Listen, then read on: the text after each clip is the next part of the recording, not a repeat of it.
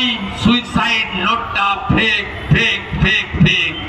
আগামী 7ই ফেব্রুয়ারি পর্যন্ত বাসের ছাদ থেকে যদি কেউ পড়ে মারা যায়, গাছে নারকেল গাছ থেকে গাছে উঠতে গিয়ে যদি কেউ পড়ে মারা যায়, জলে ডুবে যদি কেউ পড়ে মারা যায়, বাজ যদি পড়ে বজ্র বিদ্যুৎ কেউ মারা যায়, তাহলে কিন্তু সবাইকে এরা বলবে এসআইআরে মারা গেছে।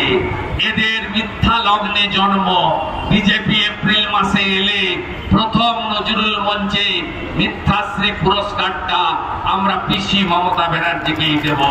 এদের একটা কথা বিশ্বাস করবেন না, মমতার মিথ্যা কথা এক। রবীন্দ্রনাথ ঠাকুর 1948-এ গান্ধীজিকে ফলের রস খাইয়েছিলেন। রবীন্দ্রনাথ ঠাকুরের প্রয়াণ হয়েছে 41-এ। মমতা ব্যানার্জির মিথ্যাচার 2। মাতঙ্গিনী হাজরা পিছাবনিতে শহীদ হয়েছেন। মাতঙ্গিনী হাজরা হাতে শাক আর জাতীয় পতাকা নিয়ে শহীদ হয়েছেন 1942-এর 29 সেপ্টেম্বর তমলুকের থানার সামনে পানপুকুরে। মমতা ব্যানার্জির মিথ্যাচার, ইন্দিরা গান্ধী চাঁদে গেছিলেন। মমতা ব্যানার্জির মিথ্যাচার, রাকেশ রোশন চাঁদে গেছিলেন।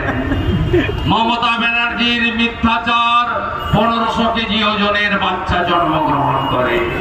মমতা ব্যানার্জির মিথ্যাচার, পৃথিবীর দেশের সংখ্যা 1177। আর কত বলবো আমি? কথাঞ্জলির মতো মিথ্যাঞ্জলি লিখে ফেলতে হবে।